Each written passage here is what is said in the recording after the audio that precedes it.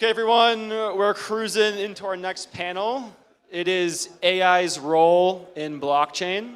Our panelists for this session will be Niraj Pant. He is a co-founder of Ritual. Nick Emmons, who is the co-founder of Allora. Salman Avestimehr, who is the co-founder and CEO of FEDML and the Dean's Professor at the University of Southern California. And we'll be rejoined by Himanshu from Sentient and Kenzi from Symbolic Capital. Come on stage.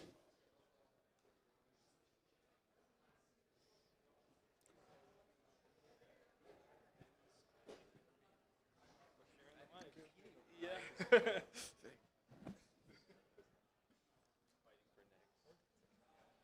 right, guys, this is my favorite panel of the day, actually. So I think this topic here is really important. I think we're at this crossroad of closed world versus open world. And we want to talk about the importance of blockchain in AI movement. And I think this is actually the biggest problem in our generation here. So my first question is to Himanshu. So what do you think is the role of blockchain incentive mechanism that can contribute or accelerate this AI model movement? Yeah, so I can just continue from where we left in the previous talk. So at least I see this, I have fit in this model of evolution in my head. And evolution is all about rewards and what you get for being the better self or being the better one. And it's also about how people coordinate together to have that better form. And so AI incentives can first enable that coordination by appropriate incentives around some specific tasks, some specific goals. These models can be coordinated, right? This demand can be coordinated around some specific goals. For example, just by OpenAI doing so well in LLM, a lot of innovation happened very quickly on conversational side.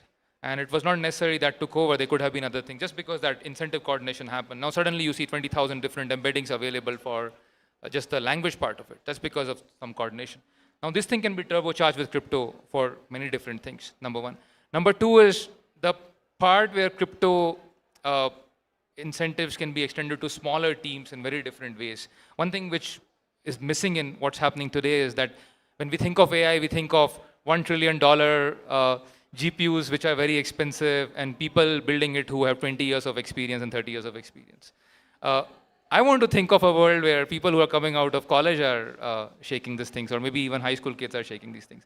And this is where crypto incentives are very native to that, can be made very native to that population. And that's the competing force of innovation who are not being hard-bound in any of these existing things, which can be enabled through this. So the new innovators onboarding and then aligning the incentives with some broader goals, like LLM was one, but it can be, music can be another one, vision can be another one. There can be multiple such things. And that's where I see this role of crypto for AI incentive ecosystem. Niraj, what do you think?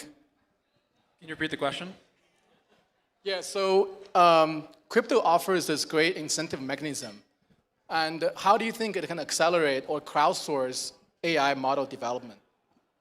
So, to me, in 2023, 2024, the meta of AI is there are a lot of developers interested in building models. There aren't great ways to monetize those models or to build new products.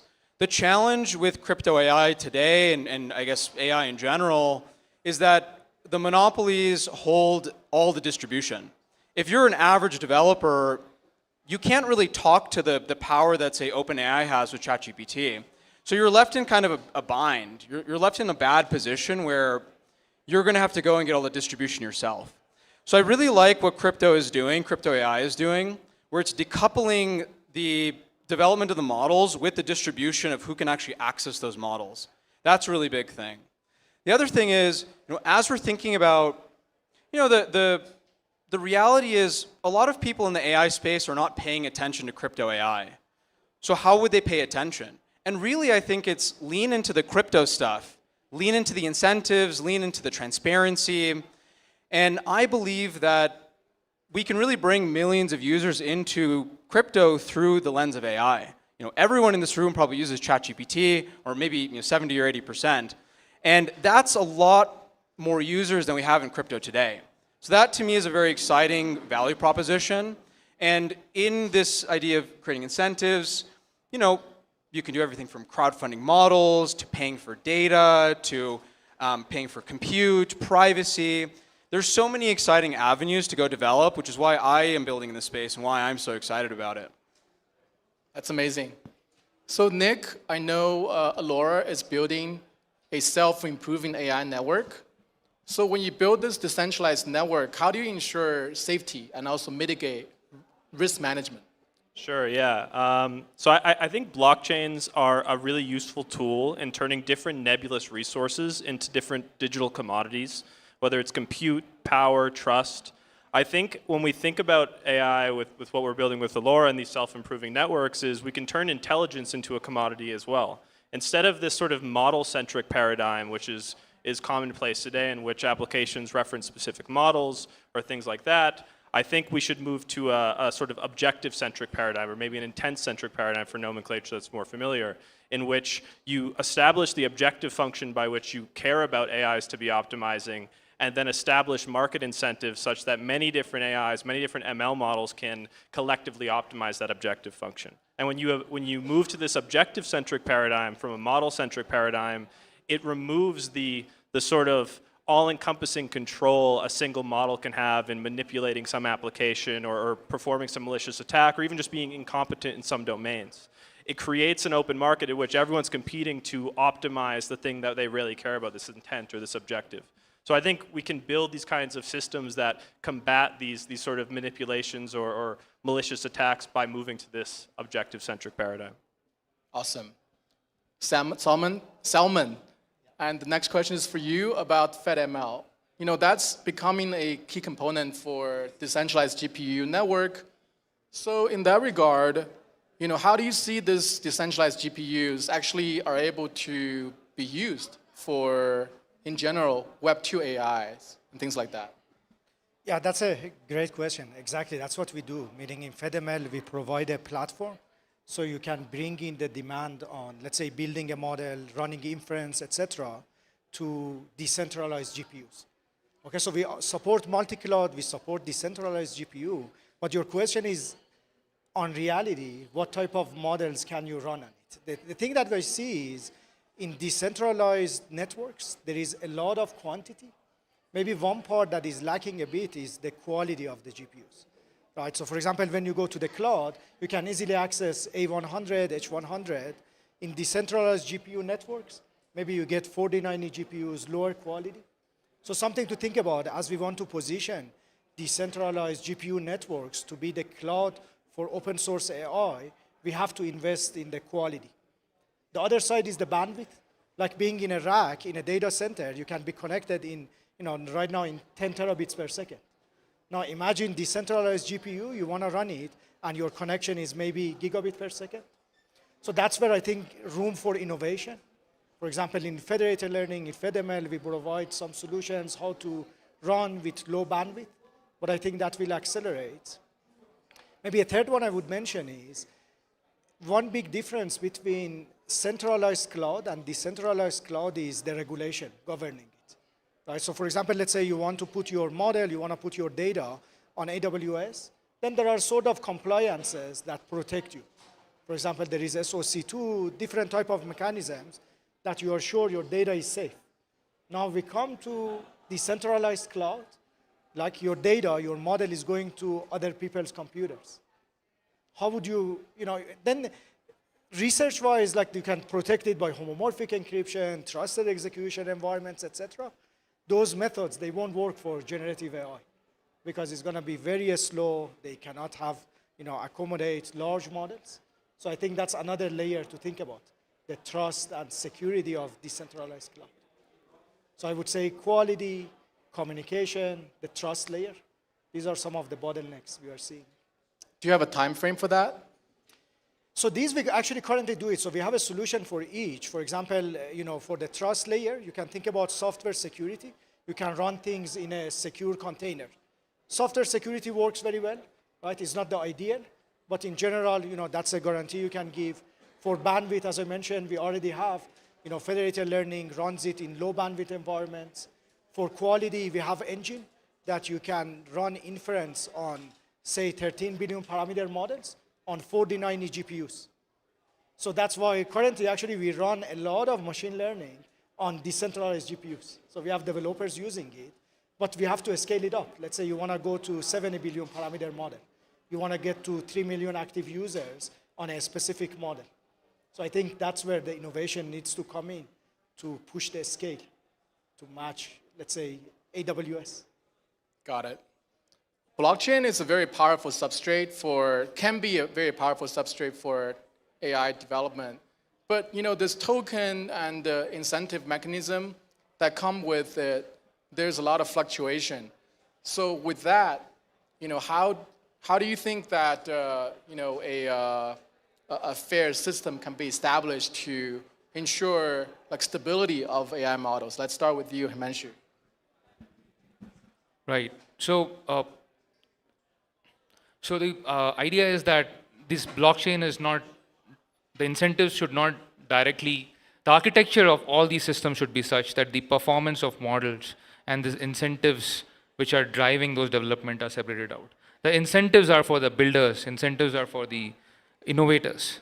And the model rails and the inference and training and storage, these rails are separated out from it. This separation of architecture is very important. For example, the model inference on-chain inference have become tricky and it should not be tied with gas fees somehow. Like those are the architecture innovation one has to look for. So any of these projects, I think they already are aware of these issues and this kind of architecture is evolving, that the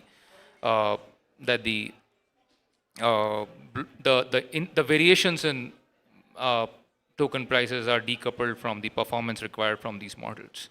That's how at least I see it. Niraj, how would the rituals tokenomics work in this regard? I think how we want to architect the system. So to talk about, say, something like computational integrity,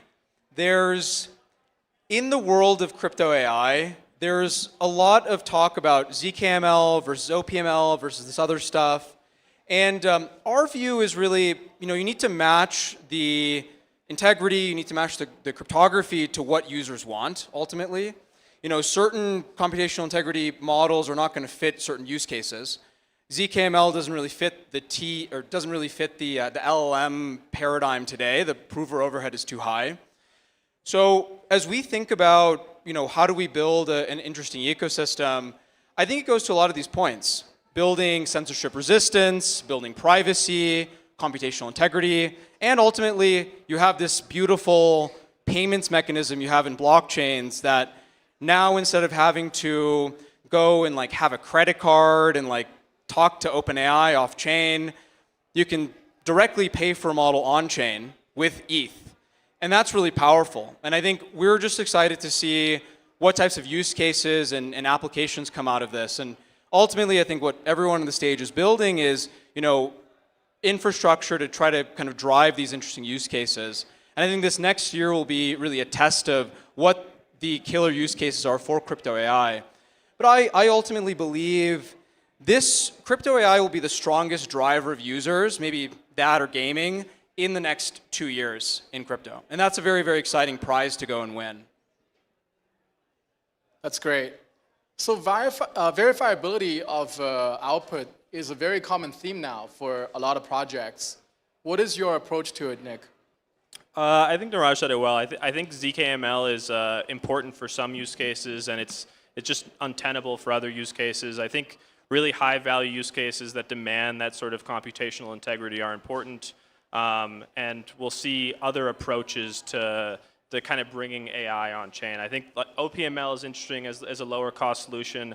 Again, I'm a broken record here, but I do think this sort of objective-centric approach sort of subverts some of the sort of I guess need for some of these things as well. When you're setting an ML objective that an ever-changing set of models is continuously optimizing, who cares if they're computationally, if they have some sort of computational integrity?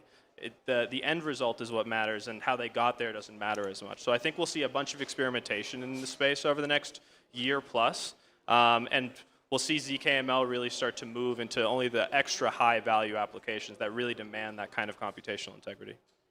Got it. And Salman, any take on this? Yeah, actually, we worked a bit on ZKLM, like a version of that for LLM. I agree with you. I mean, scaling it to large LLM, super difficult. Maybe my take is, I think still you would need it. For example, even if simple service, like which model is my inference is running on, like a proof for that. Still you would need it even for like low-end applications. Maybe a way through that is through approximate proof, right? You don't need all the layers of the model to prove it. Maybe a few layers, maybe the last layers. So I think there is a lot of work on approximations. Like that's even for the typical, zero knowledge proof, you approximate it to a polynomial. But I think you don't need to look at the entire model. Maybe there is opportunity to approximate part of that, right? Think about maybe Allora based, maybe only the head you identify, like which adapter is running based on yours. So I think there is opportunity to innovate, but I still feel a proof is required, not only for special cases. Blockchain AI is still very early. We're at the first, second inning of it, and there's a lot of challenges ahead. So this is a question for all of you actually here, is that what are you seeing is the biggest performance challenge that you see on actually making this work? Himanshu. So one of the obvious technology challenge here is what everyone is talking about, is proof systems. And I completely agree with what Salman said, that this approach of thinking of the computational graph as a circuit and then a computational graph as a rigid thing, converting it to circuit and following the regular ZK or proving recipe is very limited. They were not even designed to be that exact, those models. So one have to be creative in what they prove. You don't have to prove the whole model because the model itself is not so rigid. You can cut some branches, it still performs the same way. Okay, and that's one part. This is a challenge. If you go with this approach of verification, it can become an obstacle to the whole development. I feel it's still a couple of years at least away for some of these things. Some creativity is needed there. And the other challenge, maybe not the infra side challenge, but for sure a challenge, Niraj is saying that this may become a driver for new users to come on to crypto. I completely agree with that. And that's where we have to be very innovative to bring in the mainstream AI development community to crypto and that side of things. That I think that's also a sort of a challenge right now, that to bring an AI developer to the crypto side of things is sort of a challenge right now. For any one of you who's trying to do hiring, you will know that. And I think that's something we should also think about. Who are these target audience who will come to crypto and innovate on AI? That's an important thing, at least I think about. Salman? Yeah, maybe I follow up on that. Maybe if you think about a little bit at a higher layer, let's say we want to build like a cloud, decentralized cloud for open source models, right? That could be a great accomplishment. To do that, then you have to say, how would we compete with other clouds that exist today, right? So for example, you go to AWS, you get to see Mistral is there, other open source models are there. Like what is going to be the add value that we provide? Definitely cost is one. Like that's the advantage of decentralized networks. The cost is much lower. There is no way, other, clouds can, provide that. And I think the way to realize it is like maybe to make some steps is to provide some APIs hosted by decentralized cloud, and every developer use that. Like at the end, many developers just need the API. If these APIs are hosted, low cost, high quality, I think that's going to be a very good step to attract developers to build their solutions. Why would they go for an expensive API? Go for a maybe low cost. Then after that, I think it's going to bring in more innovation. Once they use that, then the innovation is going to be maybe new agents they build, new models they train, and then they want to bring it back, bring the content to this cloud, right? So right now it's like you start from the infra, you encourage building, then they bring in the content. And I think once the content is there, so I can imagine maybe in a couple of years, there is going to be a model trained by the community, right? Why should all the models like Llama be coming from Meta? Maybe the community owns the compute, right? They have a lot of manpower and they can train great models. So now it's going to be both platform and both content. Once you have both, then I think it's going to be a powerful ecosystem, right? So that's what I'm hopeful that we are going to accomplish. Nick, what are you seeing at Allora? I forgot the question. The challenges, that you see in terms of performance, reaching the performance limits. Sure, yeah. I think today, still the most performant models by quite a lot are built by these monoliths. They're black box models, and I think if decentralized AI at the sort of intelligence level is going to ever compete with those, we have to move towards creating intelligence the same way that we create decentralized composable systems, or that the way that we develop open source software. I think we need, if decentralized AI is ever going to compete with these massive centralized black box models, then thinking through these really difficult problems of bringing different models, bring different insights, bring different forms of machine intelligence together in a sort of coherent way is going to be a necessary element of creating anything that ever competes with these kind of massive monoliths. So I'd say there's a lot of hard problems, and there's going to continue to be, but the intelligence one is the one that I'm particularly focused on, yeah. Very cool. For Rachel. So I'm going to take your question a little bit of a different way, which is, it's sort of, one of the things that I would look at when I was a VC many years ago was I was really interested in what are the emerging use cases of new technology, and how do we kind of back the things that'll grow the overall developer base and ultimately the ultimate user base. And I think the thing that crypto AI needs is crypto people largely don't understand how AI works. And I think we need to develop better education. I think once people understand ML 101 and they understand crypto, interesting concepts will start to emerge. And we'll start to see some really cool applications come out of it. I think we've seen this in the ZK space the last 3 or 4 years, where it's really hard for the average Solidity developer to wire circuits by hand and build all this proof stuff themselves and optimize it by hand. So now we're starting to see these generalized VM architectures and RISC-0, succinct type things. And I think if we can get there with ML, we can make it really easy to integrate ML into the average crypto application. That's a huge win. So as we're thinking about performance, the big theme for us is pragmatism. We're not picking one technology, one privacy technology, one integrity technology. We just want things that are as easy as possible for developers to use.